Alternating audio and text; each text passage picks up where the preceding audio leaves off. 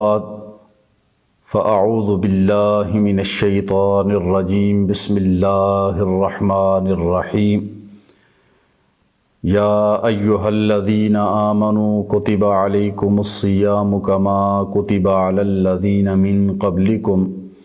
لعلکم تتقون صدق اللہ مولانا العظیم ان اللہ وملائکتہ یصلون علی النبی یا ایہا الذین آمنوا صلوا علیہ وسلموا تسلیما الصلاۃ والسلام علیک یا رسول اللہ وعلی آلک واصحابک یا حبیب اللہ سیدنا کریم صلی اللہ علیہ وآلہ وسلم۔ حضرات ذی وقار، الکرم فرینڈز پاکستان کے زیر اہتمام ضیاء رمضان ٹرانسمیشن میں آپ حضرات کی خدمت میں حاضر ہوں، اور آج آپ حضرات کے سامنے نماز تراویح کے فضائل اور مسائل بیان کرنے کی توفیق حاصل ہوگی۔ تو رمضان المبارک کا مہینہ جو ہے وہ عالم روحانیت کا موسم بہار ہے۔ دن کے وقت فرض روزہ رکھنا اور رات کے وقت سنت تراویح ادا کرنا اس مبارک مہینے کی مخصوص عبادات ہیں، اور رسول اللہ صلی اللہ علیہ وآلہ وسلم نے ارشاد فرمایا، شہر کتب اللہ علیکم صیامہ وسننت لکم قیامہ۔ فرمایا کہ اللہ تعالیٰ نے اس مبارک مہینے میں روزہ رکھنا تم پر فرض قرار دیا ہے، اور میں نے رات کے وقت نماز تراویح کی صورت میں قیام کرنا سنت قرار دیا ہے۔ تو اس مبارک مہینے کی برکات میں سے یہ بھی ہے کہ اس مبارک مہینے میں ایک نفل کا ثواب فرض کے برابر کر دیا جاتا ہے، اور ایک فرض کا ثواب 70 فرائض کے برابر کر دیا جاتا ہے۔ تو اس لیے یہ مبارک گھڑیاں غنیمت ہیں، ان کو ضائع نہ کیا جائے،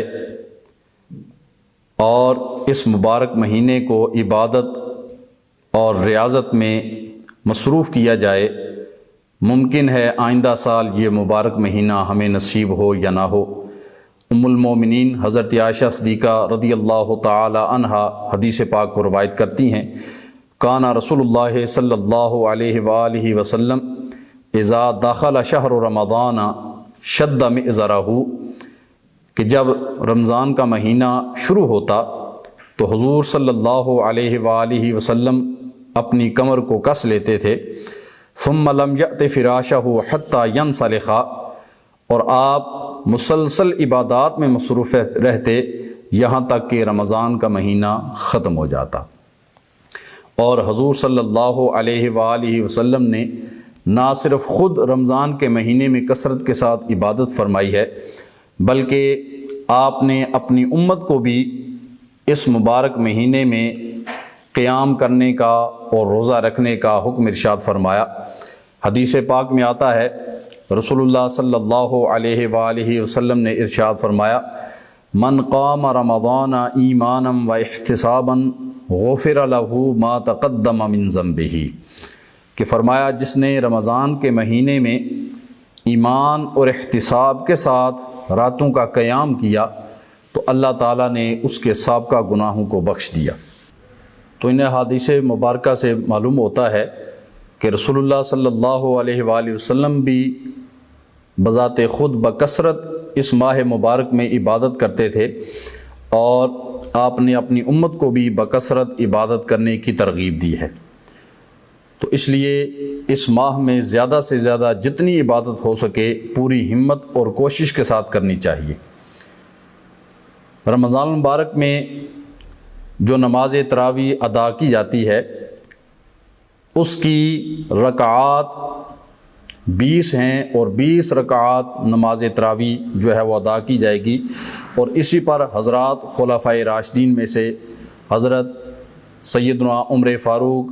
حضرت سیدنا عثمان غنی، حضرت سیدنا علی المرتضیٰ، صحابہ کرام، مجتہدین اور مشائخ اعظام کا عمل ہے، اور 1400 سال سے لے کے موجودہ دور تک امت کا اس بات پہ اجماع ہے کہ رمضان المبارک میں نماز تراویح کی رکعات کی تعداد 20 ہے، اور حضور صلی اللہ علیہ وآلہ وسلم کے دور مبارک سے لے کے آج تک 1450 سال میں مسجد الحرام میں 20 رکعت نماز تراویح ہی ادا کی جاتی ہے، اور مسجد نبوی شریف میں بھی 20 رکعت نماز تراویح ہی ادا کی جاتی ہے۔ تو نماز تراویح کی رکعات کی تعداد جو حدیث مبارکہ سے ثابت ہے اور امت کے عمل سے ثابت ہے، اجماع صحابہ سے اور اجماع امت سے ثابت ہے، وہ 20 رکعتیں ہیں۔ اس حوالے سے حضرت عبداللہ بن عباس رضی اللہ تعالیٰ عنہ سے حدیث پاک مروی ہے، ان النبی صلی اللہ علیہ وآلہ وسلم کان یصلی فی رمضان ب20 رکعۃ فی غیر جماعت والوتر۔ فرمایا کہ رسول اللہ صلی اللہ علیہ وآلہ وسلم رمضان کے مہینے میں جماعت کے علاوہ اور وطروں کے علاوہ 20 رکعت نماز تراویح ادا فرمایا کرتے تھے۔ اس حدیث پاک کو امام بہقی نے السنن الکبریٰ کے اندر روایت کیا ہے۔ اسی طرح حضرت عمر فاروق رضی اللہ تعالی عنہ سے حدیث پاک مروی ہے، انہ جمع الناس علی ابی بن کعب وکان یصلی بہم 20 رکعۃ، کہ حضرت عمر فاروق رضی اللہ تعالی عنہ نے روایت کیا کہ آپ نے لوگوں کو حضرت ابی بن کعب کی اقتداء میں جمع فرمایا، اور حضرت ابی بن کعب رضی اللہ تعالی عنہ لوگوں کو 20 رکعت نماز تراویح پڑھایا کرتے تھے۔ تو اس کے علاوہ بے شمار احادیث جو کہ مصنف ابن ابی شیبہ میں، موطا امام مالک میں، اور مسند احمد اور شرح معانی الاثار اور دیگر کتب کے اندر وہ روایات موجود ہیں کہ جن میں یہ ذکر کیا گیا کہ حضور صلی اللہ علیہ وآلہ وسلم 20 رکعت نماز تراویح پڑھتے تھے، صحابہ کرام پڑھتے تھے 20 رکعت، اور ائمہ مجتہدین اور مشائخ اعظام اور امت کا اس بات پہ اجماع ہے کہ نماز تراویح کی رکعت کی تعداد 20 ہے۔ نماز تراویح کو نماز تراویح کیوں کہا جاتا ہے؟ تو تراویح یہ ترویحتن کی جمع ہے، اور ترویحہ کہتے ہیں کہ تھوڑی دیر کے لیے آرام کرنا، سکون کرنا، اسے ترویحہ کہتے ہیں۔ تو نماز تراویح کی چونکہ 20 رکعتیں ہیں اور ہر 4 رکعتوں کے بعد تھوڑی دیر کے لیے آرام کیا جاتا ہے، تو اس طرح 20 رکعتوں میں تراویح 5 بنتے ہیں۔ تو اس مناسبت سے اس نماز کو نماز تراویح کہا جانے لگا کہ وہ نماز جس میں آرام کے وقفے کیے جاتے ہیں۔ تو ان تراویحوں کی مناسبت سے اس نماز کو نماز تراویح جو ہے وہ کہا جاتا ہے۔ تو علامہ ابن حجر اسقلانی رحمۃ اللہ تعالی علیہ آپ فرماتے ہیں، سمیت الصلاۃ فی الجماعۃ فی لیالی رمضان التراویح، کہ رمضان کی راتوں میں جماعت کے ساتھ پڑھی جانے والی نماز کو تراویح کہا جاتا ہے، لأنہم اول ما اجتمعوا علیہا کانوا یستریحون بین کل تسلیمتین، کہ صحابہ کرام جو ہے وہ جب آپ نے پہلے نماز تراویح شروع کی تو آپ ہر 2 سلاموں کے بعد، یعنی ہر 4 رکعتوں کے بعد جو ہے وہ وقفہ کیا کرتے تھے، آرام کیا کرتے تھے۔ تو اس مناسبت سے اس نماز کو نماز تراویح کہا جاتا ہے۔ تو نماز تراویح جو ہے یہ سنت مؤکدہ ہے، اور حضور صلی اللہ علیہ وآلہ وسلم نے چونکہ حدیث پاک میں فرمایا کہ من قام رمضان ایمانا و احتسابا، اور فرمایا سننت لکم قیامہ، تو حضور صلی اللہ علیہ وآلہ وسلم نے نماز تراویح ادا کرنے کی ترغیب دی ہے، اور خلفائے راشدین دیگر صحابہ اکرام نے اس پر مواظبت اختیار فرمائی ہے۔ تو یہی مواظبت دلیل ہے اس بات کی کہ نماز تراویح سنت موقدہ ہے۔ حضرت ارباز بن ساریہ رضی اللہ تعالیٰ عنہ نے حدیث پاک کو روایت کیا ہے کہ حضور صلی اللہ علیہ وآلہ وسلم نے ارشاد فرمایا، علیکم بسنتی وسنت الخلفاء الراشدین المہدیین تمسکوا بہا وعدوا علیہا بالنواجذ۔ فرمایا کہ تم پر میری سنت اور میرے ہدایت یافتہ خلفائے راشدین کی سنت پر عمل کرنا ضروری ہے، تو اس کو لازم پکڑو اور اسے مضبوطی کے ساتھ تھام لو۔ تو اس حدیث پاک میں بھی حضور صلی اللہ علیہ وآلہ وسلم نے اپنی سنت اور اپنے ہدایت یافتہ خلفائے راشدین کی سنت پر عمل کرنے کا حکم ارشاد فرمایا۔ تو یہ بھی دلیل ہے جس سے نماز تراویح کا سنت موقدہ ہونا ثابت ہوتا ہے۔ تو نماز تراویح سنت موقدہ ہے۔ حضور صلی اللہ علیہ وآلہ وسلم سے نماز تراویح باجماعت ادا کرنا صرف 3 دن ثابت ہے۔ آپ نے سارا رمضان کا مہینہ صحابہ اکرام کو جماعت کے ساتھ نماز تراویح نہیں پڑھائی، لیکن جماعت کے ساتھ پڑھنا آپ نے پسند ضرور کیا ہے۔ احادیث سے یہ ثابت ہوتا ہے کہ صحابہ اکرام جماعت کے ساتھ مسجد کے کونے میں نماز تراویح حضرت ابی بن کعب کی اقتداء میں پڑھ رہے تھے، تو آپ نے دیکھ کے پوچھا کہ یہ کیا ہو رہا ہے؟ تو بتایا گیا کہ ان صحابہ کو قرآن پاک زبانی یاد نہیں تھا، تو اس لیے حضرت ابی بن کعب تلاوت کر رہے ہیں اور یہ سارے ان کے پیچھے جماعت کے ساتھ نماز پڑھ رہے ہیں۔ تو حضور صلی اللہ علیہ وآلہ وسلم نے اس کو پسند فرمایا کہ انہوں نے بہت اچھا طریقہ اختیار کیا ہے۔ تو جماعت کے ساتھ پورا مہینہ آپ نے صحابہ کو نماز تراویح نہیں پڑھائی، لیکن جماعت کے ساتھ پڑھنا پسند کیا، اور 3 دن جماعت کے ساتھ آپ نے خود جو ہے وہ صحابہ اکرام کو نماز تراویح پڑھائی ہے۔ حدیث پاک میں آتا ہے، حضرت ابو ذر غفاری رضی اللہ تعالیٰ عنہ حدیث پاک کے راوی ہیں، قال صمنا مع رسول اللہ صلی اللہ علیہ وآلہ وسلم رمضان، فرماتے ہیں کہ ہم نے حضور صلی اللہ علیہ وآلہ وسلم کے ساتھ رمضان کے روزے رکھے، فلم یکم بنا شیء من الشہر حتی باقی 7، تو حضور صلی اللہ علیہ وآلہ وسلم نے پورا مہینہ ہمیں رات کو کوئی قیام نہ کروایا حتیٰ کہ رمضان کے 7 دن باقی بچ گئے، فقام بنا حتی ذہب ثلث اللیل، فرماتے ہیں جب 7 دن باقی رہ گئے تو آپ نے ہمیں جماعت کے ساتھ نماز پڑھائی، اور اتنی دیر پڑھائی حتیٰ کہ جو ہے وہ رات کا 3 پہر گزر گیا۔ فلما کانت السادسۃ لم یقم بنا، اور جب 6 دن باقی رہ گئے یعنی رمضان کا 24واں روزہ ہوا، تو فرماتے ہیں اس دن بھی حضور صلی اللہ علیہ وآلہ وسلم نے ہمیں جماعت کے ساتھ نماز تراویح نہ پڑھائی۔ فلما کانت الخامسۃ قام بنا حتی ذہب شطر اللیل، اور جب 5 دن باقی رہ گئے رمضان کے ختم ہونے میں تو پھر آپ نے رات کو ہمیں قیام کروایا حتیٰ کہ رات کا آدھا حصہ گزر گیا۔ فقلت یا رسول اللہ صلی اللہ علیہ وآلہ وسلم لو نفلتنا قیام هذه اللیلہ، تو حضرت ابو ذر کہتے ہیں میں نے عرض کی یا رسول اللہ صلی اللہ علیہ وسلم، آپ نے آدھی رات تک ہمیں قیام کروا کے پھر ختم کر دیا، کاش آپ ہمیں باقی رات بھی جو ہے وہ نفل پڑھاتے۔ فقال ان الرجل اذا صلى مع الامام حتى ينصرف حسب له قیام لیلۃ، تو حضور صلی اللہ علیہ وآلہ وسلم نے ارشاد فرمایا کہ جب کوئی آدمی امام کے ساتھ نماز پڑھتا ہے حتیٰ ینصرف، اور پھر وہ چلا جاتا ہے، تو اس کے لیے پوری رات کا قیام جو ہے وہ لکھ دیا جاتا ہے۔ قال فلما كانت الرابعہ لم یکم، اور فرماتے ہیں جب 4 دن رمضان کے اختتام میں باقی رہ گئے تو پھر آپ نے ہمیں جو ہے وہ رات کا قیام نہ کروایا۔ فلما كانت الثالثۃ جمع اہلہ ونساءہ والناس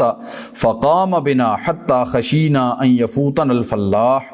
اور فرماتے ہیں جب 3 دن رمضان کے ختم ہونے میں باقی رہ گئے یعنی 27ویں کی رات آ گئی، تو آپ نے اپنے اہل و عیال کو جمع فرمایا، عورتوں کو جمع فرمایا، لوگوں کو جمع فرمایا، اور ہمیں رات کا قیام کروایا، اور ہمیں اتنا طویل قیام کروایا کہ ہمیں خوف ہونے لگا کہ کہیں ہماری صبح کی نماز جو ہے وہ فوت نہ ہو جائے۔ ثم لم یکم بنا بقیت الشہر، اور پھر آگے چل کے فرماتے ہیں کہ پھر باقی جو دن تھے ان دنوں میں حضور صلی اللہ علیہ وآلہ وسلم نے ہمیں رات کا قیام نہیں کروایا۔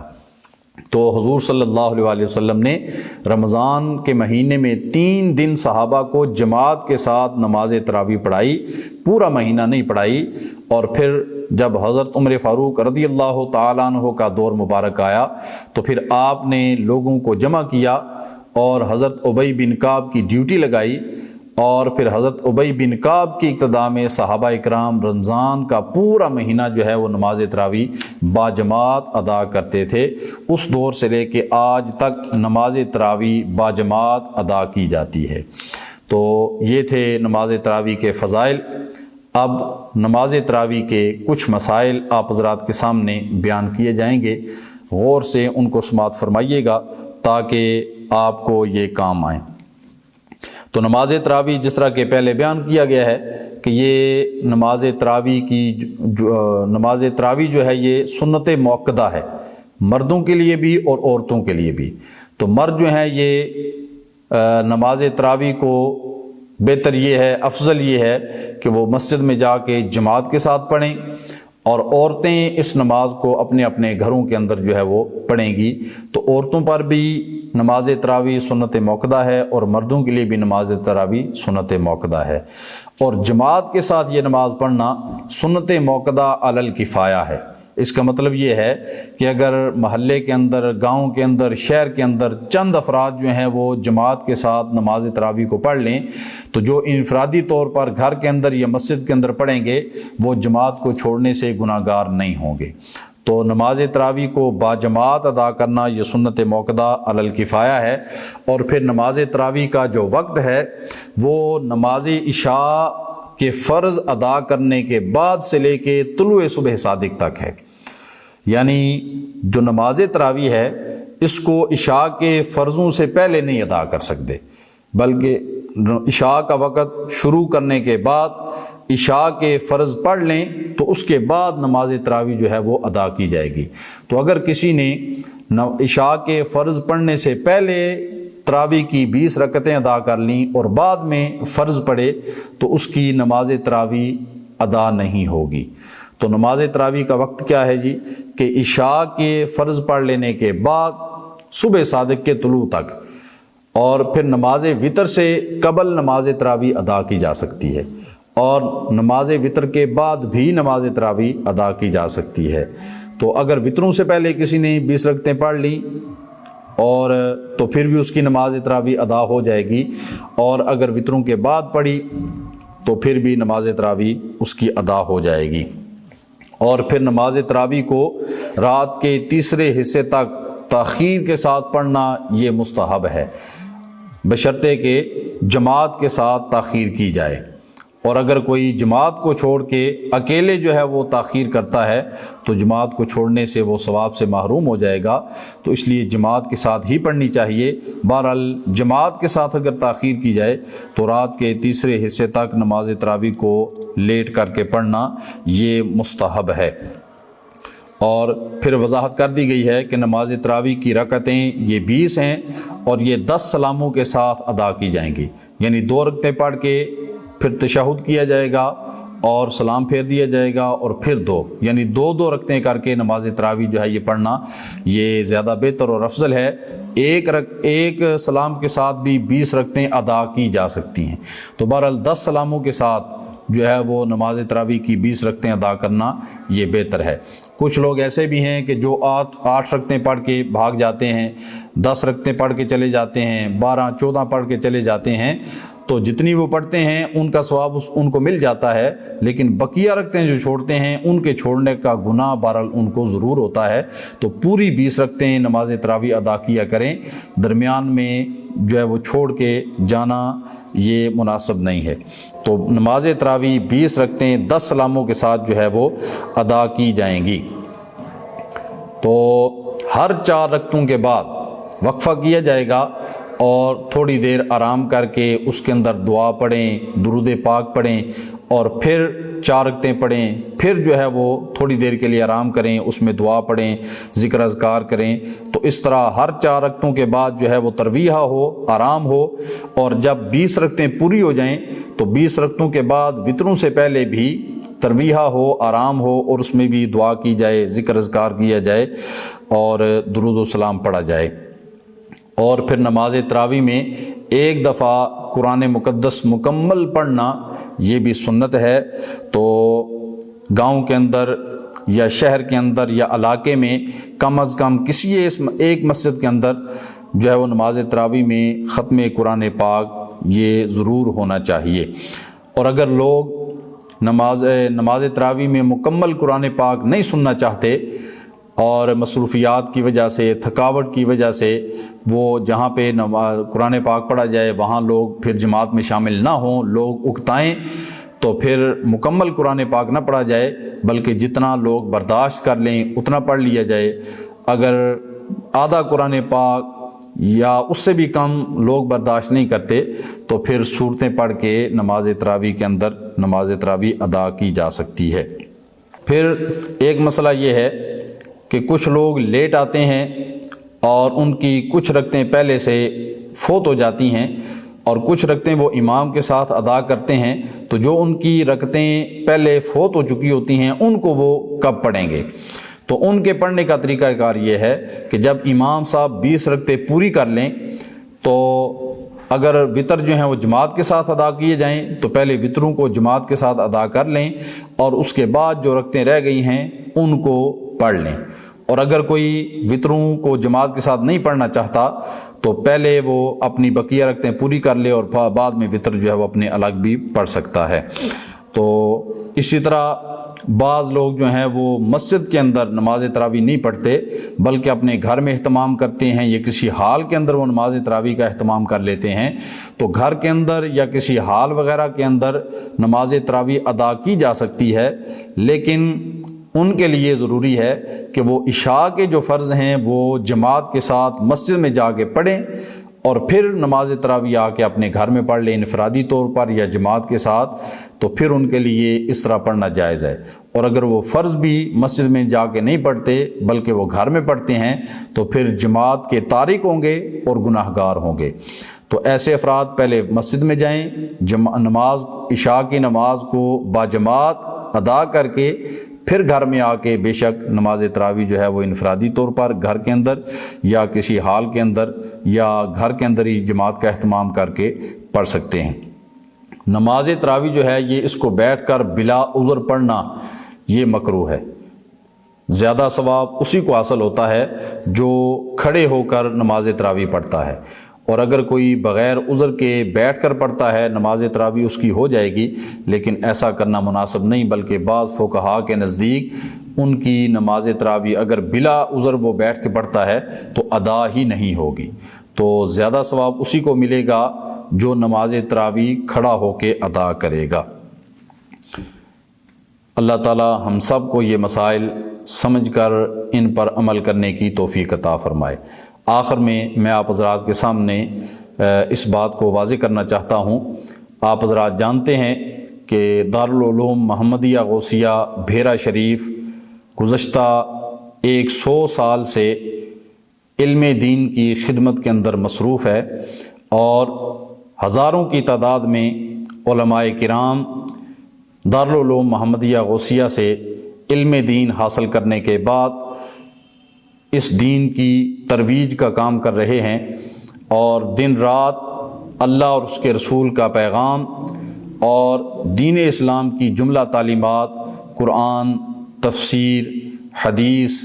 اور شروح حدیث، علم فقہ اور دیگر علوم جو ہیں وہ دارالعلوم محمدیہ غوثیہ بھیرا شریف کے اندر پڑھائے جاتے ہیں، اور ہزاروں کی تعداد میں طلباء و طالبات